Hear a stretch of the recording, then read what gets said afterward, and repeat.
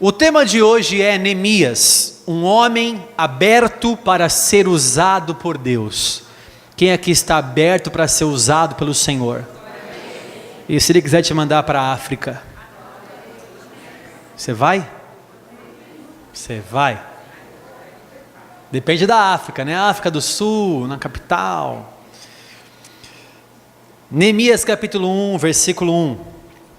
As palavras de Neemias, filho de Acalias, no mês de Quisleu, no ano 20º, estando eu na cidadela de Suzã. Veio Anani, um de meus irmãos, com alguns de Judá. Então lhes perguntei pelos judeus que escaparam e que não foram levados para o exílio e acerca de Jerusalém.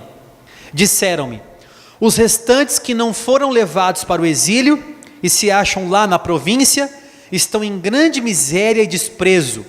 Os muros de Jerusalém estão derribados e as suas portas queimadas. Lê em voz alta agora o versículo 4, por favor.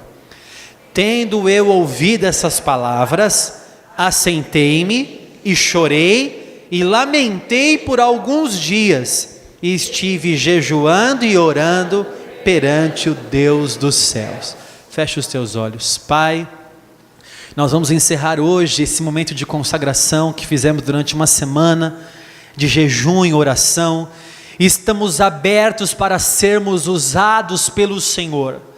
Faça de nós o que o Senhor quiser, como um barro que está na mão do oleiro, nos forja da maneira que te agrada, Pai.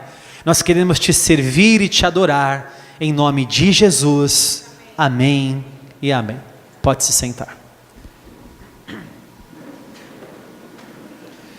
Você que já conhece um pouquinho da história de Israel, sabe que o reino de Israel era um reino unificado. Saul foi o primeiro rei, Davi foi o segundo rei, depois teve um pouquinho do reinado de Esbozete, e depois de Davi entrou Salomão, o filho, aliás, depois de Saul veio Esbozete, depois veio Davi, e depois veio o filho de Davi, que era Salomão. Salomão ainda governou com o Israel unificado. Agora, quando Salomão morreu, o reino se dividiu em reino do sul e reino do norte. O reino do norte levou o nome de Israel, e o reino do sul levou o nome de Judá. Por isso que você lê na Bíblia, rei de Israel, rei de Judá, rei de Israel e rei de Judá. E talvez você não sabe por que você vê dois reis diferentes. É porque o reino se dividiu, houve uma briga ali da monarquia, e o reino se dividiu. O reino do norte, conhecido como Israel, caiu pelas mãos da Assíria em 722 a.C. O reino de Judá, que é o reino do sul, inclusive aonde ficava Jerusalém, a capital de Judá, aonde ficava o templo e os muros que Neemias iria reconstruir, foi derrotado pelo rei Nabucodonosor, rei da Babilônia, que em 586 derrotou o reino do sul. Então o reino do norte caiu no ano 722 a.C. e o reino do sul caiu em 586 a.C. Eu só dei essa introdução para você entender por que é que ele teve que reconstruir. Porque o rei da Babilônia, Nabucodonosor, quando entrou em Jerusalém, destruiu o templo, levou embora as coisas consagradas do templo, destruiu os muros e aniquilou a cidade, e levou cativo todo o povo, ou pelo menos quem servia para ser escravo, levou cativo para a Babilônia. Essa situação é conhecida como exílio. Quando você vê na Bíblia o cativeiro, o exílio, é essa situação que está sendo falado. A Babilônia levou os judeus da tribo de Judá e de Benjamim, levaram cativos para a Babilônia, porque a Babilônia dominava toda aquela região do Oriente Médio naquela época. Então, o que acontece? Quase 100 anos depois, porque nós estamos falando de Neemias, agora Neemias recebeu a ordem do rei no ano 445 a.C. Então 100 anos depois, aparece esse homem aqui chamado Neemias. Neemias, que era copeiro de um rei chamado Artaxerxes. Esse rei Artaxerxes era rei da Pérsia. Você vai dizer assim: bispo, que confusão, é Israel cai pela Assíria, aí você fala Judá, Judá cai pelos babilônicos. Agora de repente você fala de Artaxerxes, rei da Pérsia. O que significa isso? Significa que a Pérsia dominou a Babilônia, que havia dominado Judá. Então agora o reino que dominava tudo era o reino da Pérsia. E o rei que governava todas as coisas era o rei Artaxerxes. E Neemias tinha um cargo nesse palácio. Qual era o cargo de Neemias? Copeiro. O que o copeiro faz? Serve? Não, irmãos, esse é o copeiro de hoje em dia. O copeiro da época de Neemias era um copeiro um pouco diferente, era um cargo de muita confiança. Havia naquela época o costume de envenenar o rei, e o rei morria envenenado. Inclusive os reis anteriores a Artaxerxes morreram envenenados. Então Neemias era copeiro. O que o copeiro faz? Ele experimenta a comida e o vinho e a bebida do rei, espera um pouquinho, vê se ele não vai morrer, e se ele não morrer, aí o rei pode beber. Olha, rei, já experimentei, pode provar, pode beber, pode comer, porque eu não morri. Veja como era um cargo de muita confiança. Por outro lado, era um cargo de muitos privilégios. Aonde que ele morava? No palácio. O que ele comia? A comida do rei. O que ele bebia? A bebida do rei. Ele tinha tudo, ele não estava em guerra, ele estava protegido numa fortaleza, ele tinha tudo ali. Só que um dia, Deus o despertou para uma obra maior do que ser copeiro do rei Artaxerxes. Talvez você está aqui hoje dizendo assim: poxa, Deus me trouxe para essa igreja tão gostosa, eu tenho a comida do rei, o ar-condicionado, um louvor desse, eu tenho um bispo tão bonito como ele, assim, é tudo, né? Brincadeira. Eu tenho tantas coisas maravilhosas assim, mas eu quero te dizer uma coisa, que talvez Deus te chamou para uma obra maior do que você ficar sentado aqui só escutando e engordando de palavra de Deus. O Senhor te chama para coisas que talvez você não imaginava que você seria capaz de fazer. Neemias se abriu para aquilo que Deus queria fazer na vida dele. Quem aqui está aberto para receber a grande obra que Deus tem para te entregar nas tuas mãos? Aleluia, glória a Deus por isso. E aí ele vai perguntar, nós lemos aqui, nós lemos o capítulo 1, do versículo 1 ao versículo 4, ele falou com um dos seus irmãos, chamado Anani, possivelmente é a abreviação de Ananias, e ele perguntou: Anani, me conta aí, eu estou aqui no palácio do rei, eu não estou sabendo, me fala como é que está Jerusalém, como que estão nossos irmãos, a nossa pátria lá, como é que está? Me conta aí, me dá as notícias. Anani falou: olha, as notícias não são muito boas. O povo que restou lá, que não foi exilado para a Babilônia, e que está lá, está em miséria e em desprezo. Eles estão lá presos num lugar, as portas estão queimadas, ou seja, não há proteção alguma, os muros estão derrubados, virou uma loucura aquilo lá. Se você entrar, você nem acredita. E as palavras de Anani mexeram com o coração de Neemias, irmãos. Eu não sei se você entendeu o que aconteceu aqui, mas no versículo 4, assim que ele ouviu as palavras da miséria que estava aquele povo, diz ele que ele se assentou, chorou e se lamentou por alguns dias. Sabe o que significa a palavra lamento? Sabe aonde usava historicamente aqui no Brasil, por exemplo? Sabe aonde se usava a palavra lamentar mais geralmente, mais comumente? Quando os escravos eram trazidos para cá, para comparar os uivos dos escravos, diziam assim: eles estão se lamentando. Lamentar vem também de uma raiz da lama, eles estão na lama. Neemias se lamentou quando os escravos viam os seus filhos levados, vendidos pelos senhores de engenho. Eles uivavam e lamentavam. Então os senhores de engenho diziam assim: eles estão se lamentando. Eu não sei se você, quando já recebeu alguma notícia assim muito séria, e as suas pernas ficaram bambas, Eu escutei uma notícia muito triste. Uma garotinha de 7 anos sumiu. E a mãe, desesperada atrás dessa criança, ligou para a polícia atrás, lá em Belo Horizonte. A reportagem, dando notícias, tal. 1 semana procurando essa garotinha de 7 anos. De repente vem o policial e chama a mãe na própria casa e diz assim: nós encontramos a sua filha. Ela sai desesperada. Nós encontramos a sua filha. Ela imaginou que ela teria uma ótima notícia, mas ele disse assim: calma, nós encontramos a sua filha morta.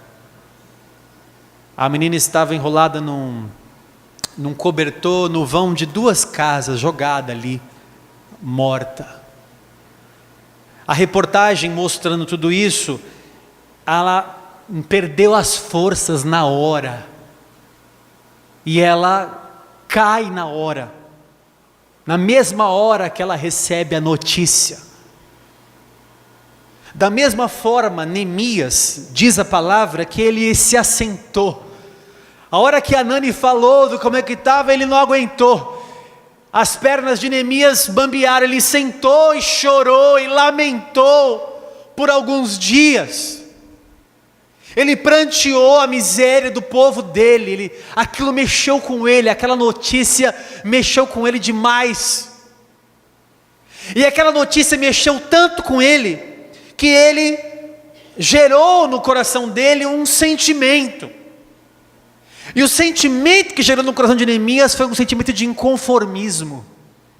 Sabe, irmãos, uma má notícia que você possa receber pode gerar em você 2 tipos de atitude. Primeiro, uma paralisação. E você ficar tão paralisado com um sentimento de desistir e dizer assim: realmente está tudo acabado. Assim que você recebe a má notícia, você pode deixar que o seu coração se envolva desse sentimento, dizer assim: acabou, desisto. Chore, se lamente, entre no seu luto e pare por ali. Agora existe a segunda fase, que foi o que Neemias permitiu que Deus fizesse no coração dele. Aquilo que ele recebeu de má notícia, a diferença do choro de Neemias, é que ele foi tomado com um sentimento de inconformismo, que é um sentimento que nos leva a tomar alguma atitude, e fazer alguma coisa por aquilo que a gente está recebendo a notícia contrária. E eu vou fazer o que com isso? Talvez o Senhor te trouxe aqui para mostrar para você que algumas notícias que você recebeu e te paralisaram até hoje não podem te paralisar mais, porque o Senhor vai gerar no seu coração um sentimento de inconformismo, para você não se conformar com essa situação e batalhar para que tudo se resolva conforme a vontade de Deus. No versículo 4 ele se lamentou. A história de Neemias é a história de um copeiro que acreditava que podia fazer mais. É a história de um copeiro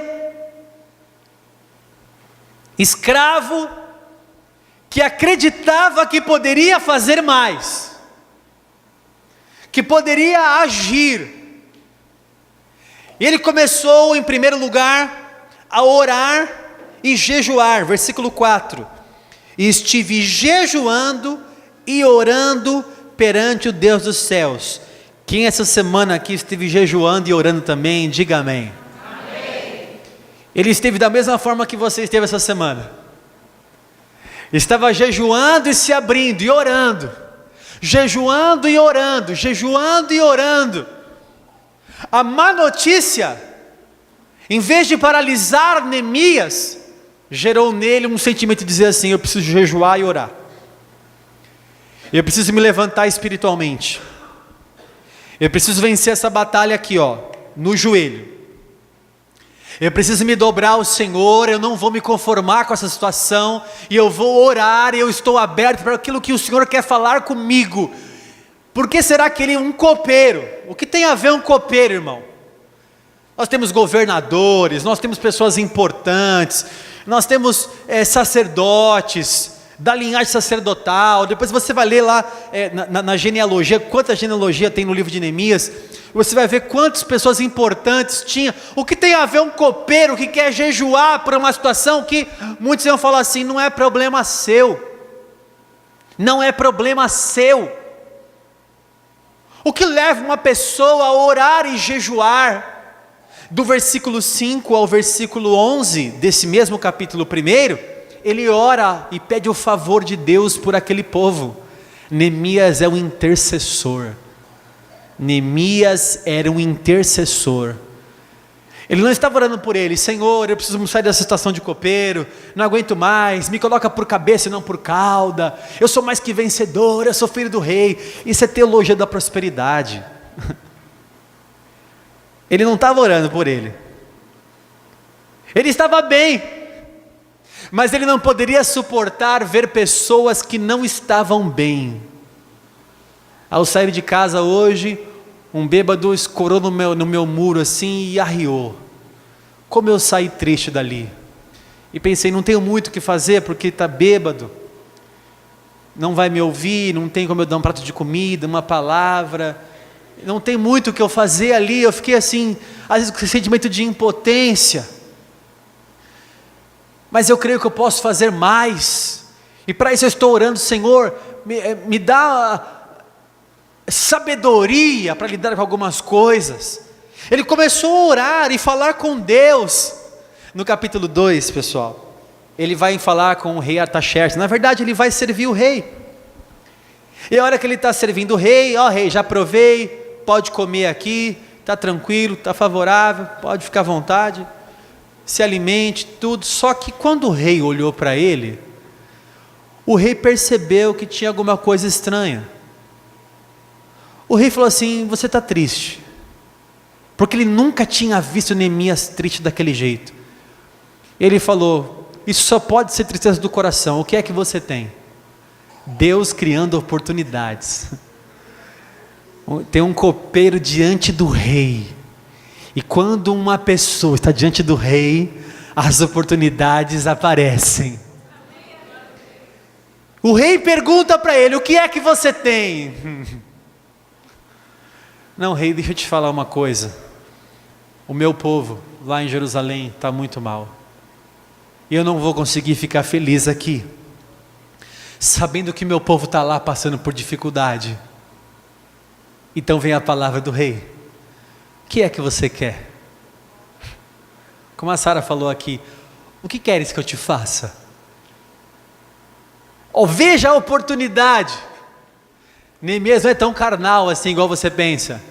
Rei, na verdade estou precisando de umas mulheres aí, dinheiro, carro importado e tal, precisava viajar, tirar umas férias tal.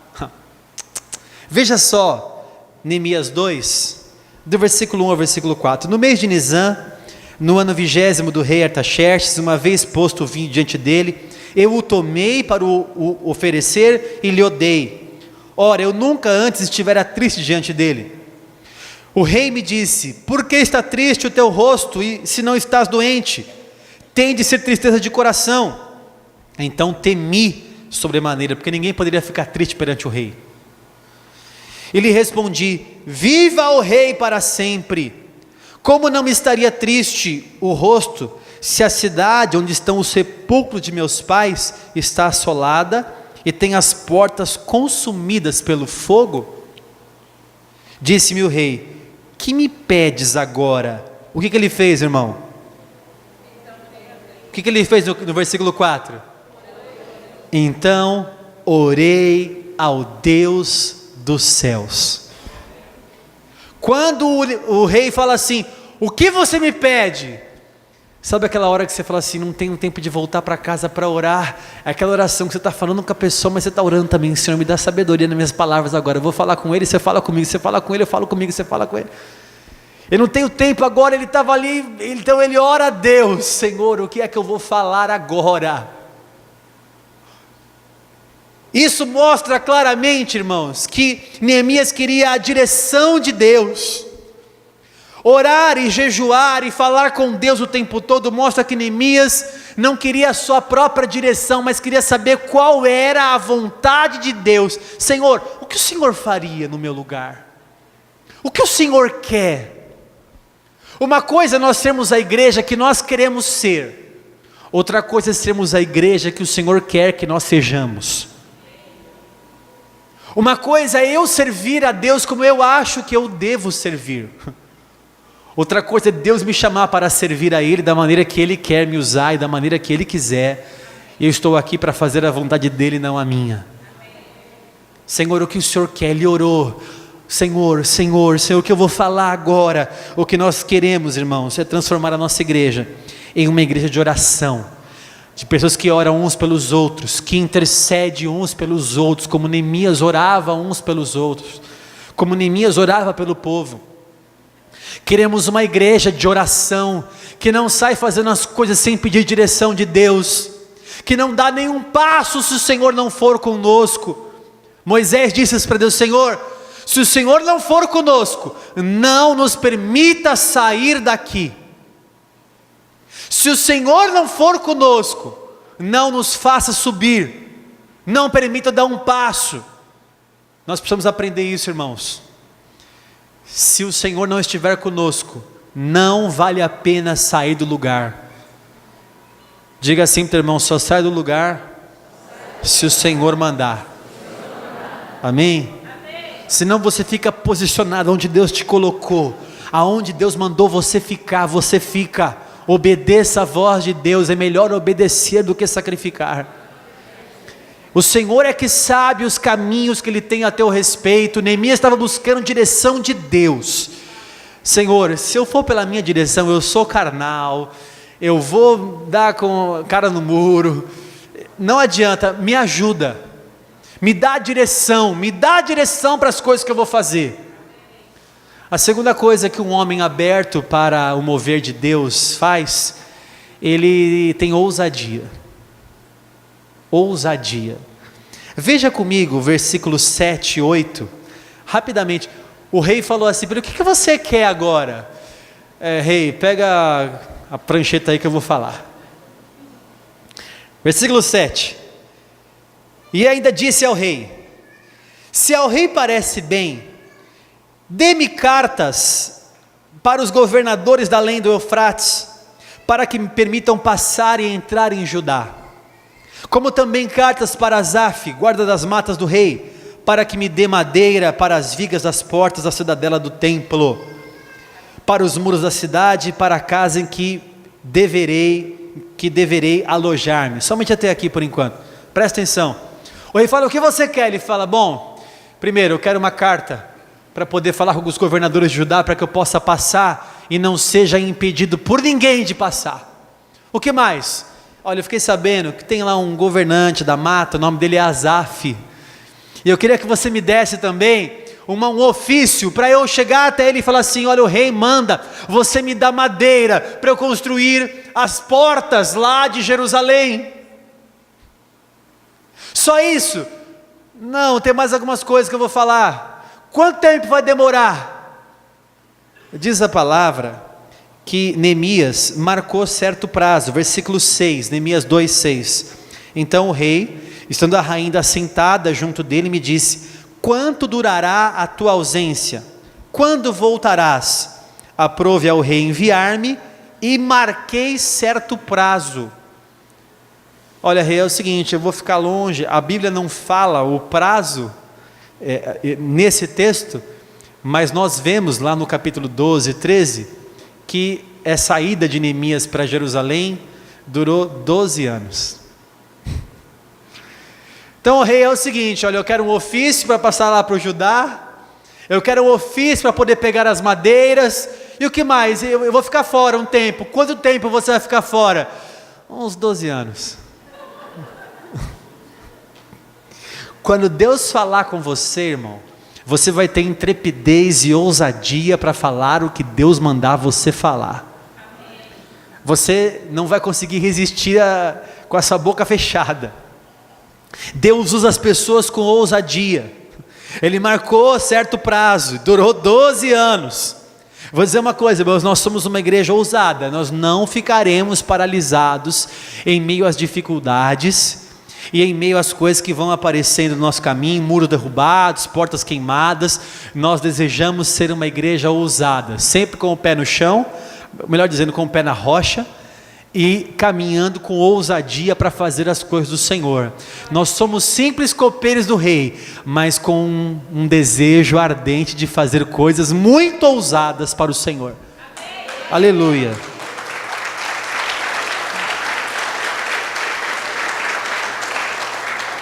Eu passei lá hoje de novo em frente ao Leitão, que fechou. Quem sabe que o Leitão fechou? Sabia? Eu disse: Pai, a nossa igreja aqui ia ficar tão bonita. Meu Deus, o Senhor conhece, eu não conheço o dono do Leitão, mas o Senhor conhece. O Senhor é dono do Leitão, aliás. Hoje eu passei pedindo ali, o Zé estava comigo, não foi, Zé? Senhor, eu já fiquei pensando, porque eu conheço o Leitão muito bem, frequentei muito aquele lugar, brincadeira. E eu fiquei pensando assim: coloca o púlpito para cá, e coloca lá no fundo, tem os banheiros com umas pedras de granito, não sei quem, né? E tem também assim uma parte do berçário, já a parte de vidro, tudo fechadinha, já dá para as mães assistir o culto, só colocar uma transmissão lá dentro, e aí sobe lá em cima as salas, lá fora estacionamento. Ah, meu irmão, eu sou um simples copeiro do Rei, mas eu tenho muita ousadia. Me coloca na frente do dono daquele salão, porque eu quero expandir o reino. Aqui foi a mesma forma, irmão. Hoje está lotado aqui, eu vi o pessoal passando com cadeira. Eu falei: está enchendo o culto, até lá na porta, agora tem gente, né? Nós temos mais de 200 pessoas hoje aqui, e já é o segundo culto. E eu fico pensando assim, quando nós chegamos aqui, foi uma ousadia também, porque a Roseli ligou para o dono desse salão, e disse assim: nós queremos alugar o seu salão. Só que quando a gente veio ver isso aqui, só essa parte de baixo era R$8.000, e aí não cabia, a gente só na parte de baixo não cabia. A gente olhava lá o sobrado, e olhava isso aqui. Quem não conhece a igreja, depois dessa parede tem mais 5 metros, depois tem mais um sobrado, mas mesmo assim não ia caber a gente aqui dentro. Eu disse: não vai caber e tal. Aí de repente desocupou aqui em cima, que era uma academia, aqui em cima, desocupou. A Roseli liga para o dono do salão e fala assim: meu pastor quer conversar com você. Ele falou: vamos lá. Eu cheguei aqui, ela falou: sua tesoureira falou que você ia conversar comigo. Eu falei: não sei o que ela mandou vir falar com você aqui. Eu não sei o que eu estou fazendo aqui falando com você, porque não há condição de pagar. Se você quer 8 aqui e 7 lá em cima, esquece, não há condição de pagar. Então o dono do salão aqui me disse assim: quanto você quer pagar? Eu falei: R$1.000, ele não aceitou, né? Mas aí, irmãos, ele chegou num valor que dava para a gente pagar. A gente começou com 8.000 aqui, agora já está 10, todo mundo sabe, é tudo aberto, não tem nada escondido. Rigorosamente pago em dia, nunca atrasamos um dia, mas começamos com 8.000 aqui, os 2 andares, 8.000 os 2. Quando nós chegamos aqui, eu reclamava para o bispo Denis, cara, lá é muito grande lá, parece um hospital, eu não sei, é um caixote grande. Agora está pensando já em mudar daqui e já ir para o Leitão. Não é? Por que nós estamos fazendo isso? Porque nós somos ousados. Deus vai te dar ousadia. Não é loucura, viu? Cristão não é loucura para poder envergonhar o nome do Senhor com o escândalo de não pagar as coisas, de fazer as coisas sem a direção de Deus. Ousadia não é loucura. Nós somos inteligentes, nós somos cheios do Espírito Santo, e por isso nós somos ousados em nome de Jesus. Deus vai te usar com ousadia. Nós temos muitos projetos para fazer, muitos. A gente tem muita coisa. Um irmão me chamou, ele está aqui hoje, eu não vou falar o nome dele, me chamou no inbox e me disse assim: o que a igreja mais está precisando? Eu respondi para ele: de pessoas dispostas. Ele falou: conta comigo. Semana passada eu conversei com a Márcia. Cadê a Márcia? Está aqui? Foi embora. Eu conversei com a Márcia, falei: Márcia, nós queremos fazer um culto semanal lá na Fundação Casa. Nós vamos abraçar aqueles jovens que muitos não querem, mas nós queremos eles. Nós vamos fazer um projeto lá. Um irmão me chamou essa semana e me disse assim: bispo, meu sonho é fazer o evangelismo de outra forma, rua mesmo, missões urbanas, tal. Eu falei: conta comigo, nós vamos fazer de novo esse projeto acontecer. Estava paralisado, a gente vai fazer de novo.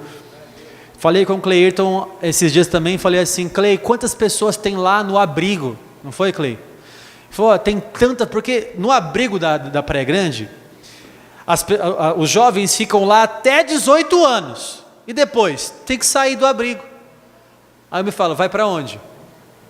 Para onde vai um jovem com 18? Se a gente com 30 não consegue pagar o aluguel direito, pagar as contas, imagina um jovem sair do abrigo, com 18 ele tem que arrumar um emprego, ele tem que mobiliar uma casa, ele tem que alugar uma casa. Para onde ele vai? Diga para mim, aonde um jovem de 18 anos sai do abrigo e vai para onde? Ele vai para onde a igreja vai preparar para ele.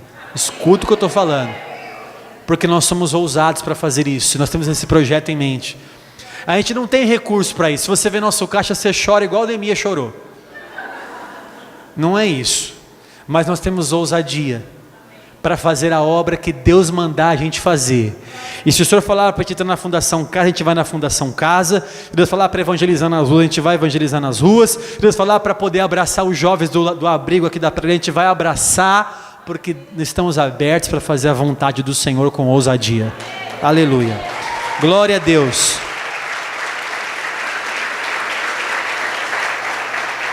E veja só, pessoal, não só isso, no versículo 8 ele fala assim, no finalzinho: e o rei me deu tudo que eu pedi, porque a boa mão do meu Deus era comigo. Por trás de Neemias estava um Deus. Por trás da obra estava o Deus da obra. Nós seremos apenas canal e instrumento nas mãos do Senhor. Deus quer usar pessoas aqui. Eu estava de manhã preparando essa palavra e orando a Deus: Senhor, o que o Senhor quer que eu fale com o povo? O Espírito Santo falava no meu coração assim: eu quero trabalhar com as pessoas que estão dispostas a me ouvir. Deus só está precisando de pessoas com disposição, para dizer como Isaías: eis-me aqui e envia-me a mim. Porque alguns dizem assim: Senhor, eis-me aqui, envia meu irmão, manda ele, que Deus está te chamando, né? Deus está chamando você. Há muito trabalho para fazer. A Cal é uma igreja cheia de ministérios para você poder trabalhar. Se você quiser orar, tem intercessão. Se quiser servir, tem diaconia.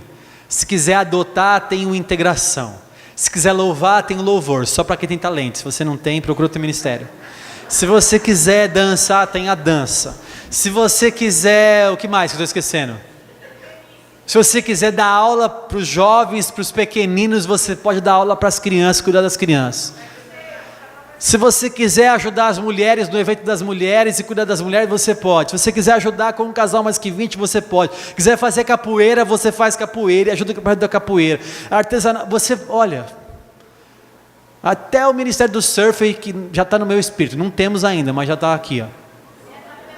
A capelania, toda semana visita um hospital aqui, é só marcar com o pessoal e visitar o hospital aqui. Toda semana a gente vai lá visitar, todo dia na verdade, tem um que cada pessoa vai revezando num dia lá no hospital. Então tem trabalho, só não tem trabalho para quem não está disposto.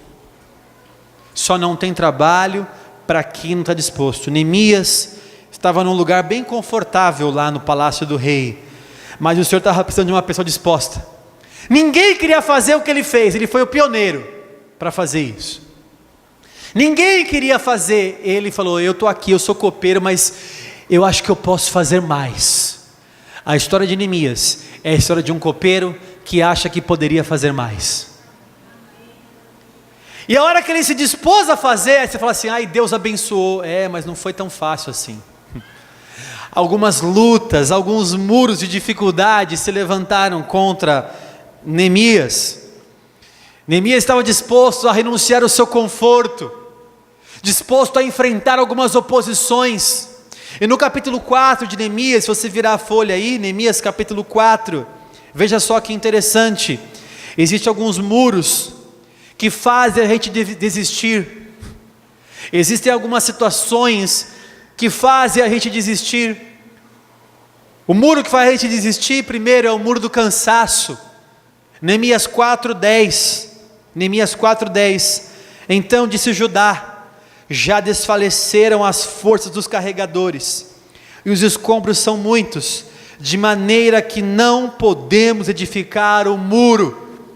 Primeiro muro que Neemias teve que enfrentar, o muro do cansaço. Há pessoas com um cansaço espiritual gigante, físico e espiritual. As pessoas dizem assim: eu estou cansado. Já ouviu assim, estou cansado de igreja, eu estou cansado de pastor. Porque aí pegam eu e colocam tudo no mesmo saco, como se eu fosse no mesmo balaio de todos os pastores do mundo inteiro. Eu tenho outros defeitos. Eu estou cansado de culto, eu estou cansado de quebrar a cara, eu estou cansado, é tudo igual, tal. Está na hora de você viver Apocalipse 2 e voltar ao teu primeiro amor, voltar à prática das primeiras obras, porque Deus quer pessoas dispostas para trabalhar. Deus quer pessoas que vão vencer os muros do cansaço. Pode aplaudir ao Senhor se você quiser. O segundo muro que você precisa enfrentar é o muro das ameaças, versículo 11, Neemias 4:11. Disseram, porém, os nossos inimigos: nada saberão disto, nem verão, até que entremos no meio deles e os matemos, assim faremos cessar a obra. Se levantou Sambalate, Tobias, Gesem, Noadia, pessoas que estavam querendo parar a obra que Neemias havia começado, e eram os muros das ameaças. E tem horas que a gente vai começar a fazer uma obra e alguém vai dizer assim: eu vou acabar com a sua vida, vou acabar com a sua raça. O diabo vem peitando, dizendo assim: você não vai conseguir. E vem com aquelas ameaças que é para mostrar como Golias fazia com Davi. Não tem homem aí, 40 dias Golias ficou ameaçando o povo. As ameaças que vieram para minar as forças. Eu não sei se você já foi ameaçado e ficou com medo de sair de casa. A ameaça paralisa. Eu, por um ano da minha vida, de 2000 a 2001, eu me senti muito ameaçado aqui na cidade quando quebraram meu carro.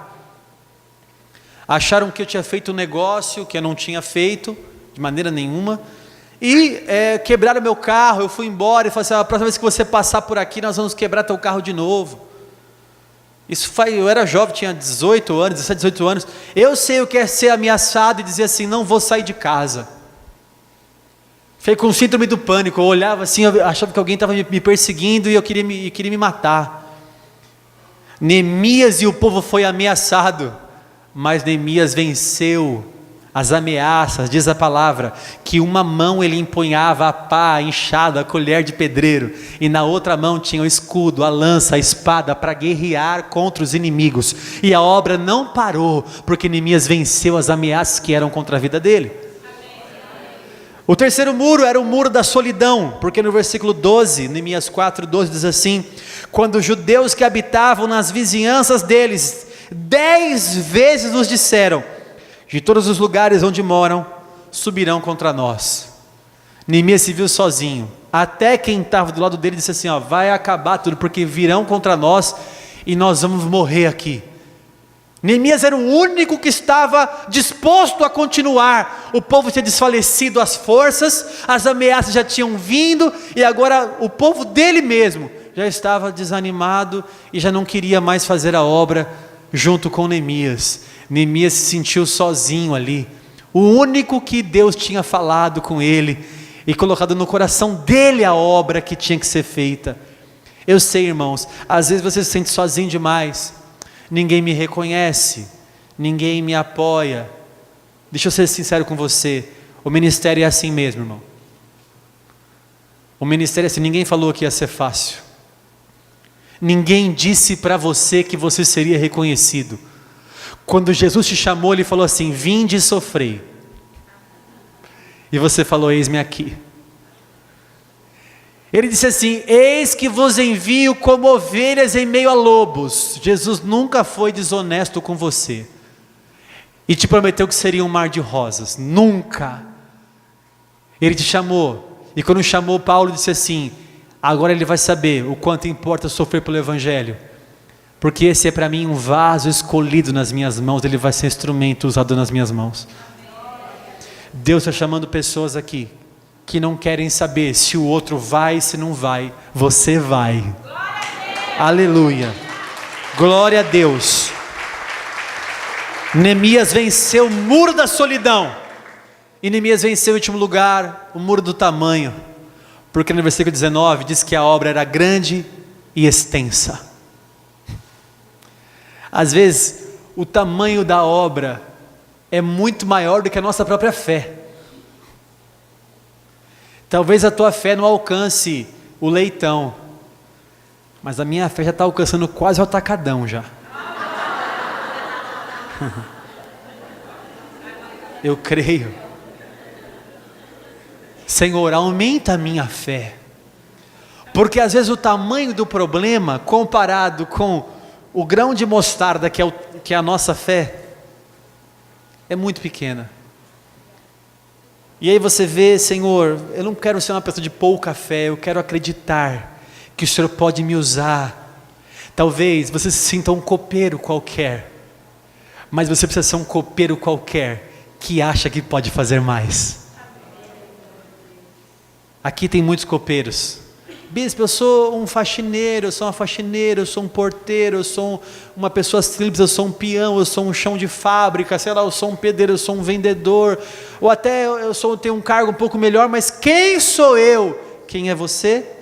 Um instrumento que Deus escolheu para usar. É só você se abrir para ouvir a voz do Senhor. É só você se abrir para ouvir a voz de Deus. É só você se abrir para Deus te usar. É só você se abrir. Ele vai falar as palavras que você vai falar. Ele vai te guiar no caminho que você deve andar. Porque lâmpada para os teus pés será a palavra de Deus e luz para os seus caminhos. Se prepare. Sabe o que eu chamei isso no meu coração agora? Eu ia encerrar agora, mas tem uma coisa muito forte no meu coração falando aqui, eu vou falar. Irmãos, o médico, ele se realiza medicando. O gesseiro se realiza colocando gesso. O marceneiro se realiza com a sua marcenaria. O serralheiro com a sua serralheria. O advogado advogando.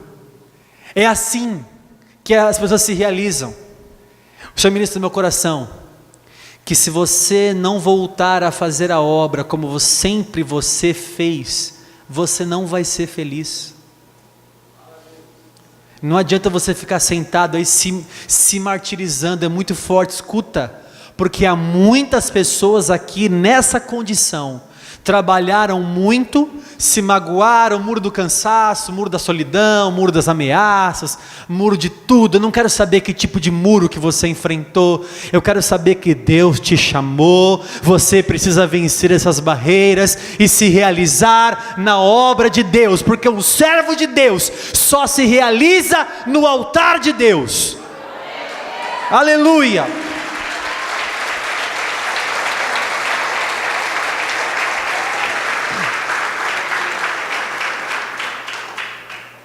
Neemias venceu tudo isso, irmãos. Capítulo 6, versículo 15. Acabou-se, pois, o muro aos 25 dias do mês de Elu, em 52 dias. Versículo 16. Sucedeu que, ouvindo todos os nossos inimigos, temeram todos os gentios, nossos circunvizinhos, e decaíram muito o seu próprio conceito, porque reconheceram que por intervenção de nosso Deus é que fizemos esta obra. Eu sempre falei para vocês, essa igreja é fruto da graça de Deus. Os meus amigos pastores me procuram e dizem assim: cara, tá cheio lá a igreja, hein? Está crescendo a igreja, eu digo para ele sempre, é Deus que dá o crescimento. É fruto do trabalho do Senhor. As ovelhas não são minhas, as ovelhas pertencem a Jesus Cristo que comprou elas lá na cruz do Calvário. Neemias, ao reconstruir os muros e as portas em 52 dias, um tempo recorde, todo mundo olhou e reconheceu que Deus estava com ele, que era Deus que tinha levantado, que era Deus que tinha falado. Talvez você não é reconhecido pela tua família, dizer assim, você que é crente, mas Deus vai te usar. Deus vai te usar. Os circunvizinhos vão falar assim, é você, Deus vai usar você. Fecha os teus olhos. O Senhor vai despertar muitas pessoas aqui em nosso meio para caminhar na direção da vontade do Senhor. Esteja aberto agora para a direção de Deus, meu irmão. Nós temos que reconstruir um muro, e o Senhor nos dará bom êxito, e a boa mão do Senhor será conosco, e todos reconhecerão que Deus está feliz com a obra que estamos fazendo. Pai, estamos diante do Senhor. Há pessoas aqui precisando de um empurrão, e eu creio que essa palavra é o empurrão que essa pessoa precisava. É tempo de você se abrir para ser usado por Deus, não como você foi usado até hoje, mas como Deus quer usar você. Foi Deus que te escolheu, é Ele que te dá dons,